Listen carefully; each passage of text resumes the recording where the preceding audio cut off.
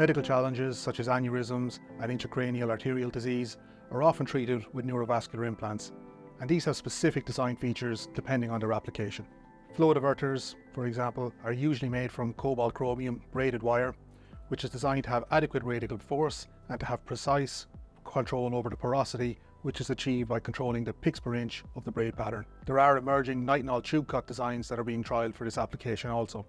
And these devices are implanted to cover the neck of the intracranial aneurysm and to divert blood flow away from the aneurysm sac, and ultimately this reduces the risk of bursting. The challenges with these types of devices are the risk of clotting, both from the surface of the device and from the pooled blood inside the aneurysm itself, which has complex interactions with the circulating blood flow. Biocompatible coatings like camouflage are designed to reduce the thrombosis generated by the device surface, and also to support the attachment of endothelial cells to the surface, which helps speed up the healing process. We closely watch the literature here, and there is agreement on how to manage this interaction between the stagnating blood in the aneurysm and the patient's own blood, but we do know that coatings on the device surface help the overall therapy.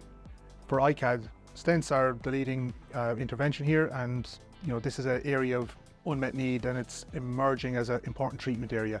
So these designs tend to be nitinol cut, and they're used to prop the vessel open and reduce the likelihood of intracranial plaque becoming embolic or exposing thrombogenic surfaces from a damaged vessel if that dislodges. And there are mechanical challenges with designing ICAD stents due to the tortuosity of the vasculature and the fragility of the vasculature, and historically restenosis rates have been high.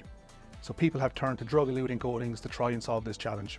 This, however, does slow down the healing process, and eventually all the drug is eluted, but the risk of thrombosis and restenosis still exists after that. So an ideal ICAD surface would avoid the risk of thrombosis and would accelerate the healing process without leading to inflammatory conditions.